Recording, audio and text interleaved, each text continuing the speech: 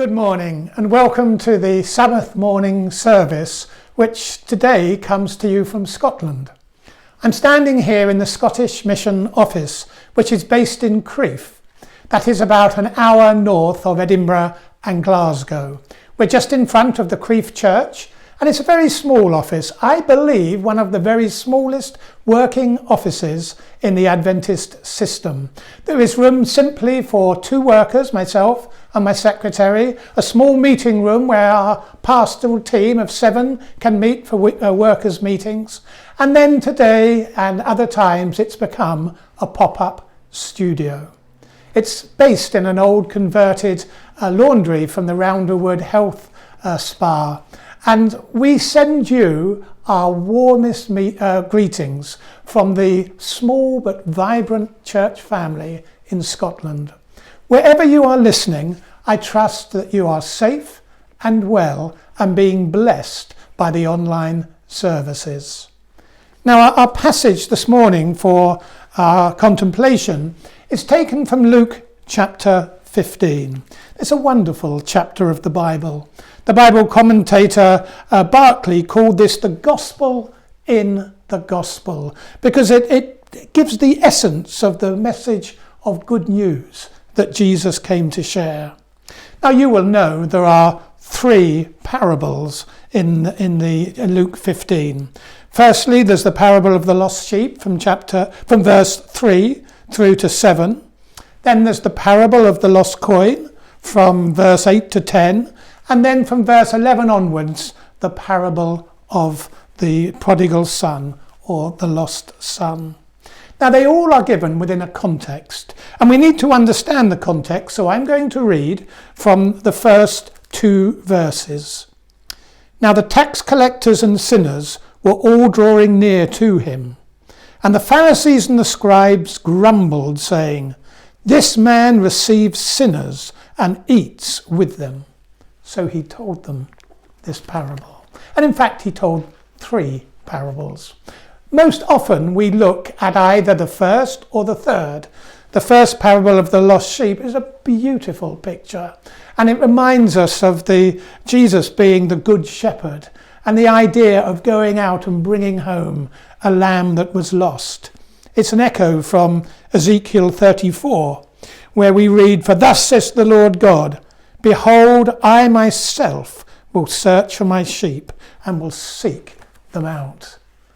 Then we often will look at the prodigal son. It's probably the greatest short story there ever has been. And we have the story of the father's love waiting outstretched for the son to come home.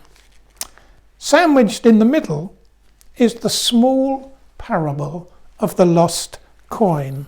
Now often that one is either passed over or not given quite so much prominence. It doesn't seem to gather the imagination so much. A coin that's lost, it's not so romantic as a sheep or a son. But we're going to look at this parable this morning because I believe it has something very important to tell us. They're really a trilogy of parables. One builds on another, and they all are sharing the central theme of the Father's yearning for his people and those that are lost. Now, to introduce the parable of the lost coin, I would like to just move to the side and share something with you. You see, in my youth, I was, and still am to that extent, a coin collector. Now, I used to collect pre-decimal coins. You've got to go back here to 1971. 1971 was decimal day. It was in February 1971, and it seems amazing, but that's almost 50 years ago. Next year, 50 years. I can remember, and I'm sure there are many watching to this day that still can remember. I used to collect pennies, and I branched out from there. My father had a shop, and in those days it was pre a cash register. He just had a tin, and at the end of the day I was allowed to go through the takings, and if I could find a coin with a date that I hadn't got, I could do a swap. I had to put in my own pocket money, but I could swap for a date of a coin. Now what we have to remember is that pre-decimal there were 12 pennies to a shilling and there were 20 shillings to a pound, and it's called pounds, shillings and pence. Now there were many other coins. I've just got some of my collection here. I would collect these pennies, and here I have a collection of pennies from the reign of Edward VII from 1900 to 1910. So you can see that I actually was collecting quite well from my father's takings, but also I have swapped in other places too. Now I told you I also collected other coins, and I've got a selection of these pre-decimal coins. Some of you will remember them. Do any of you remember this little fella? This is the farthing. Now, it's not stretching the imagination to say you could go down the sweet shop with a farthing and you could actually buy something. And I like the farthings. A halfpenny. Here I have a penny, not a new one, fairly old. Now the biggest penny I have goes back a long way. This is a George III cartwheel penny, and you can see the idea of it looking like a cartwheel, and it gives you something of the idea of the bicycle you may have seen in museums, which was called a penny farthing, with a big front wheel and a small back wheel. How anyone rode them I'm not quite sure, but they're important. Now I've got these other coins here. Do you remember the threepenny bit? Some of you may have got this in your Christmas pudding. I've got a silver threepenny bit here, predated. The last silver threepenny bit was minted in 1944. Now that's significant because we need to remember some of the dates. Decimal day was 1971, but not all silver coins actually had silver in them. You see, today we still have silver coins. Here's a 50p, but it's not actually silver as such, not the content that was there. Pre-1947, coins had a silver content. Before 1947, there was a 50% silver content. And I've got the silver threepenny bit here, and that's before that time. It was 1911. So that means it had more silver in it. It's worth something because it's silver. In fact, before 1920, they had a 95% sterling silver content. In the parable of the lost coin, we're told the woman had lost a silver coin. It was valuable to her. And I think, although it may have been a small coin, it had value. It was silver. It was worth something. Now I've got other coins here. There was a crown. There was a half crown. I've got a florin. That goes back to 1887. I think it's a Victorian a coin. So that has more silver content. But there's something else you need to know. Pounds, shillings and pence, the way it was written was LSD. It actually stood for something, and it was Latin, and the D stood for denarius. And that goes all the way back to Roman times. Now, keen Bible students may remember the Roman coins. And when Jesus was asked once, should he be paying taxes to Caesar, he asked for a coin and said, whose inscription is on the back? Caesar's. Pay unto Caesar what is Caesar's. It was a denarius that he was handed. And so I tell you this just to give you the impression of how important these coins actually are. This was worth something to that lady. Many Bible commentators will actually tell you that the coin that was lost, and Luke is using the Greek language, he calls it the Greek drachma. But the Greek drachma and the Roman denarius were worth the same and were a day's wage. This woman had lost a silver coin worth a day's wage, and she wanted to do everything she could to find it. Now, doing a little more study, there is the thought, and we don't know if this is true in this case, but sometimes this was a life savings. It could have been the woman's dowry, her ketubah. And I'm told that on occasions this was worn like a garland around the forehead, and the coins were sewn in to the garland. And could it be that one of the silver coins that was lost came from her dowry, her garland, and therefore it was missing, and she was going to do everything she could to find that coin? Now, Jesus wanted those who were listening to understand that the coin was important, but he's really talking about people. People matter. They did then and they do now.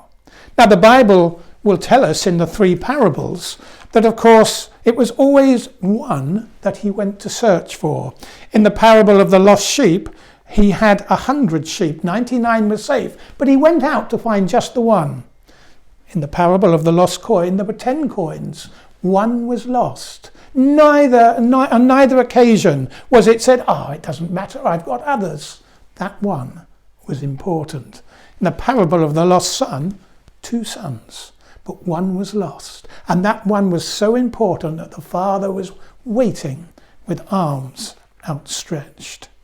I just wanted to share this to give the impression of how important this actually was. The people listening understood, and I think we do today. Well, now we come to the search, because this woman moved everything to find that coin. If you've ever lost something that's been important to you, you would understand the search. And I'm sure all of us have had the experience of losing something. Often I would lose keys, or it may even be my wallet or a credit card, and you move everything. You turn everything up to find it. There's one occasion, my younger daughter, Amy had left home by this time, set up her own house, and she was out walking her dog. And she trained the dog. They did agility training. And she'd been out on a big field, and they had moved all over a very big field. She got back to the car, and then she searched her pockets. And you get that awful feeling there were no keys. And what could she do? It was her car key, it was her house key. She still had her phone. She searched, and then she rang Mum and Dad. And of course, we lived not too far away, so we went over and we joined the search. I can remember doing my best Pathfinder grid search, and section by section of the field, so we missed nothing, and yet we couldn't find it. It wasn't to be found. We had to go home that night as it got dark with no keys. We got a spare set for her to get into the car and into the house. But you still want to find something that's that important. And we came back the next day and we searched again and we searched, and others from the family joined, but we still couldn't find the keys.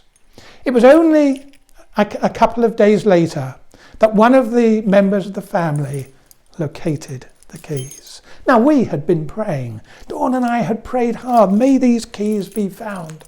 And that day they were found on a post. Somebody had picked them up. We don't know to this day where they were, if they were hidden under a leaf or in the long grass, but somebody had seen them, picked them up and placed them on a post, and they were found. And the rejoicing and the relief is so much at that time. And so it is. We're told the woman, when she realised it had been lost, she searched diligently.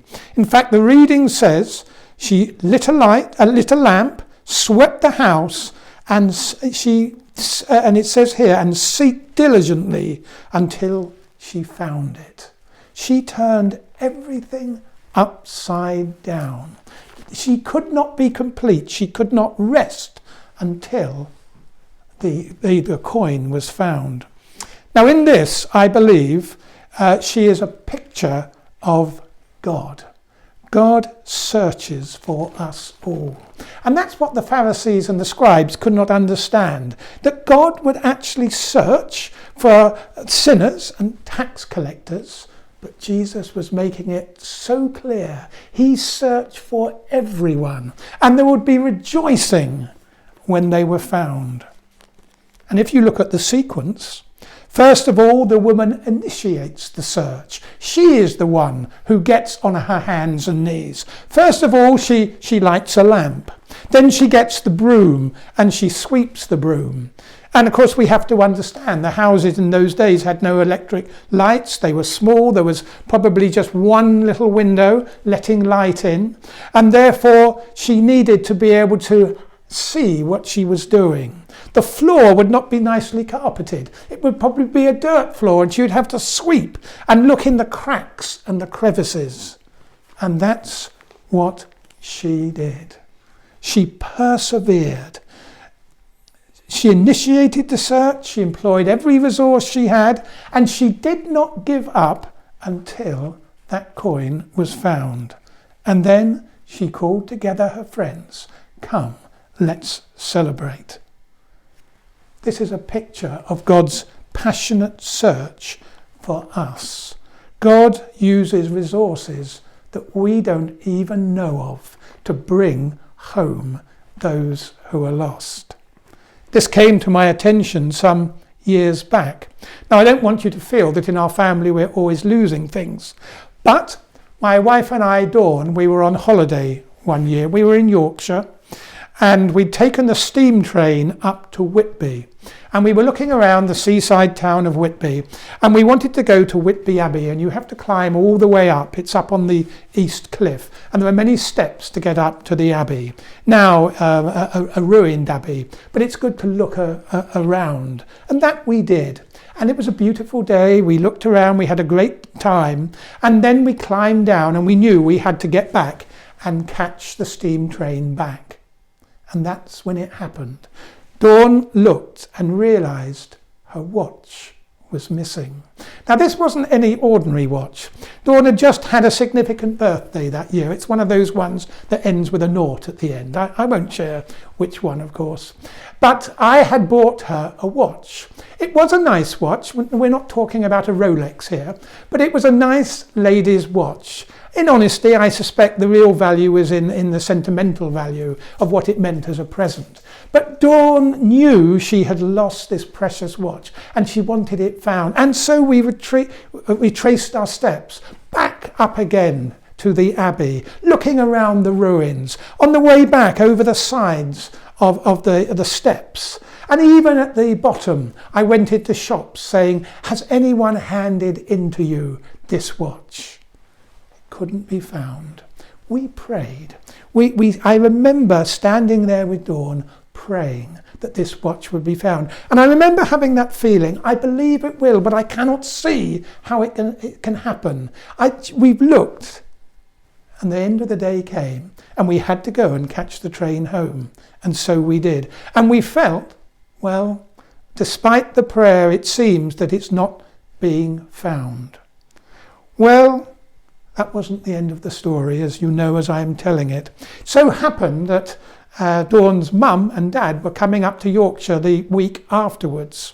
And I don't think we knew this, but they took a special trip to Whitby. And it was at least a week afterwards. And Dawn's mum was very determined. She wanted to help find this. And she went to the police station. And when she went to the police station, she described the watch. It had a very recognisable watch face. And the police lady opened a drawer and said, yes, it's been handed in. A member of the public, and bless the member of the public who had found it, and they'd taken the trouble to go to the police station and hand it in. They'd even left their number so we could ring and say, thank you so much. And what it meant to Dawn to have her watch back. But you see, God had used other people. God had used the person who'd found it. God had used her mum and dad. And we didn't know. But God never gives up. And particularly when we're looking at people. A bit further on in Luke's Gospel, you'll come across the story of Zacchaeus. It's Luke 19. And all children know Zacchaeus was a very little man. And a very little man was he. He climbed up into a sycamore tree, the Saviour for to see. And Jesus came by and he looked up and he called Zacchaeus by name. Zacchaeus, come down. I'm coming to your house for tea. And so he did. And Zacchaeus' life was changed. And in verse 10 of chapter 19, it says, "For the Son of Man came to seek and save the lost." He still does. A tremendous story. And never forget that Jesus knew Zacchaeus by name. He knew where he was. He was in a tree. He knew where he lived, and he went out of his way and took his time to come back to be with him. You see, I know many of us are praying. We're praying hard for ourselves, our family, our loved ones, our church members. And many of us are praying for family or friends who may be depicted in the parables here, who've wandered. The story we're told, the overwhelming story, is that God never gives up. And in fact, it's God who searches. We feel sometimes we've got to search to come up to God. But the story of the gospel, the powerful story, is that God is the one who initiates the search and doesn't give up until we're found. Take heart in that fact. And also in the key verse, in verse 10, because there it tells us when the lost was found, and it's repeated in the parables. Just so I tell you, there's joy before the angels of God over one sinner who repents. That's repeated from the first parable of the sheep. It's repeated in the lost coin, and of course in the parable of the prodigal son. There is a celebration, a party that is held in celebration of the son who had returned. God never gives up. And we can take great hope. I've got a magazine here. It's a magazine that had an edition. It was actually for ministers' wives. It's written on the family. And the article is "There is Hope, walking alongside your grown children." And it actually says at the top here, God's interest isn't reserved for obedient children only. If it were, what hope would any of us have? Isn't that worth remembering? At the end of this very interesting article, it reads, "There is hope to trust God with the process of our child's salvation is an act of faith." As we look back at this parable, and what a marvellous parable it is, there's something we're not told. We're not told the time element. We're not told how long it took. Now, we tend to think for the lost coin, the woman's search, and she may have found it within a day, but we're not told that. Was it one day? Did she come back the next day? The time is not important. In the parable of the lost sheep, we know there were 99 sheep that were safe in the pasture, and the shepherd left and went to find the sheep that had wandered away. How long did that take? Did that take an overnight stay? Very possibly. And then, of course, in the parable of the lost son, well, he went to a far country, and that took time. We know the story of how he squandered his inheritance, and he didn't come home till there was a famine and all was lost. But the father each day was waiting there, watching, scanning the road, waiting for that small speck to grow bigger that he could run and embrace. Jesus waits. Jesus searches. There may be someone who's been away for a long time, but you know, it doesn't matter how long. Every new day is a possibility to return. I look at stories of people who've met Jesus. Possibly one of the greatest stories is told in the book of Acts, and you know the story of Saul of Tarsus, and how on the Damascus road he had his life changed, and it almost seemed to be just like that, and it was. But you know, I believe, although it was an immediate conversion, it was actually a long time coming. We get a sense of this when we read into the story of his conversion, and it's told in 3 occasions in the book of Acts. But in Acts 26, something extra is added. We know when he encountered Jesus, there was the bright light and the voice that came, "Saul, Saul, why are you persecuting me?" But in Acts 26, we read that the extra words that are given, "It's hard for you to kick against the goads." Now that's extremely interesting. A goad was a stick with a sharp point that was used to just prod cattle in the right direction. And what Saul's being told, you know, I've been prodding you, Saul. I've been directing you carefully over a long time to this point. Through his mind, through his memory, through his conscience. And so although it did all come to a culmination that day on the Damascus road, Jesus had been there alongside him before. And I believe that's exactly the case with so many of God's children. He's with us from the beginning to the end.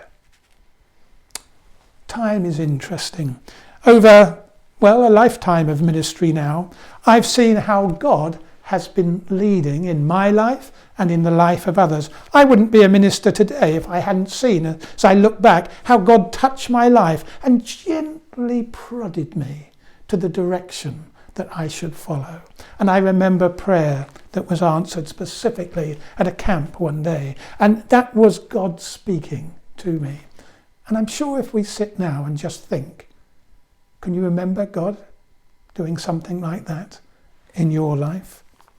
As I worked as a young pastor in a local church, I worked with youngsters in a church, and I saw the effect that God had on their lives. Wonderful how it took place. As I became a youth leader for the church, and I spent 30 years in youth ministry, I saw baptisms at Pathfinder camporees, at youth congresses. I saw God still touching the lives of young people. I also observed some who had drifted, but God did not give up. Occasions where God used people or different symbols or things to actually bring back to memory. A cross on the side of a church that brought back memories, warm memories of a previous time in church. A Bible passage that sprung out, that spoke at the right time. Even a hymn that was sung at a Sabbath church service when a young person who'd been away from the church for many years came back for the first time for so long. And the hymn that was played was exactly the same hymn that was played many years before as a young person when they'd committed their lives to God. And God arranged for that hymn to be played again. And the memories came back. It was a God moment. As I've been here in Scotland, I have been to baptisms throughout the mission, and I've heard the testimonies that are shared. And again, I see and I hear the stories of God's leading and how people were brought at the right moment, at the right time to help somebody in their search for God. I sometimes sit in this office and the phone has rung, and I will have somebody ringing completely out of the blue, and they say, "Is this the Seventh-day Adventist Church?" And they share the fact that they have been studying the Bible and they've come across the Bible truth of the Sabbath, and they ring to say, "Are you a Sabbath-keeping church? Where is the nearest church?" That's God's leading. You know, even during this time of the coronavirus pandemic, where there is sickness and there is sadness and there is bereavement, of course, which is heart-wrenching. But even during this time, I believe we're going to hear stories of where people are going to come and say, God was with me. God touched me during this time. I felt God's presence. It may be that somebody watching this morning, somebody who feels that they are one of the sheep or the coin or the lost son or daughter. It could be that God brought you this morning to listen. And if so, the good news is you are valuable. God is there reaching out for you. You know, Each week we have a round of applause. It's on a Thursday here, and on Thursday we go out into the streets and applaud for the key workers, the NHS workers, the carers. And I like to join in this because our two daughters are key workers. My oldest daughter Laura works as a community nurse down in Yorkshire, and so I like to go out and applaud. But you know, that's only a small symbol of what the applause is in heaven. Because we read in this parable that there is rejoicing in heaven. Rejoicing, there is joy before the angels of God over one sinner who repents. And I believe that's not just once a week. I believe that's every day and almost every hour. God is probably applauding now with his angels because somebody has said, yes, Lord, I want to come home. Now, the Bible story tells us that once the woman had found her coin, she'd finally found that lost coin. She rejoiced. It actually says that she called her neighbours together. And when she'd found it, she calls together her friends and her neighbours, saying, rejoice with me, for I have found the coin. I'd like to bring us all together now to rejoice. Now, we can't physically meet together, but we can meet together and through the use of technology. And we're going to sing a special song at the end. We're going to sing Amazing Grace. Hellevi, who is the office worker who works with me here in the Scottish Mission Office, is a very accomplished musician. And I've asked her to record so we can share together the hymn that we all love, Amazing Grace, how sweet the sound that saved a wretch like me. I once was lost, but now am found, was blind, but now I see. And I hope and pray that speaks to each of us. Behind me you may see a picture, and the picture is of the light of Jesus lighting the way. The woman in the parable lit a lamp, and the lamp probably guided her to where that silver coin, just a glimpse, maybe it just a twinkle, and she picked it up. Could it be that Jesus is leading us and our family and our loved ones home? May it be so for each of us today. Let's sing together Amazing Grace. God bless you. May you have the assurance that what is lost will never be left unsearched for, that God is leading us all home. Amen. Hi, I'm Hellevi Walker from Scotland. When Paul asked me to do this song, specifically Amazing Grace, I was so happy because this is one of my very favourite songs.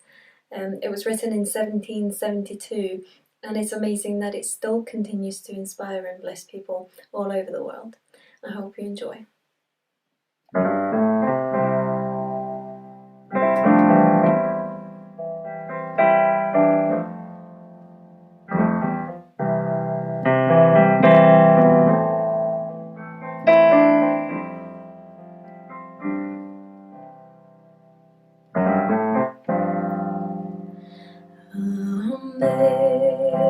Amazing grace, how sweet the sound that saved a wretch like me. I once was lost, but now I'm found. Was blind, but now I see. 'Twas grace that taught my heart to fear, and grace my fears relieved. How precious did that grace appear the hour I first believed. The Lord has promised good to me. His word my hope secures. He will my shield and portion be, as long as life endures. Though many dangers, toils, and snares I have already come, this grace has brought me safe so far, and grace will lead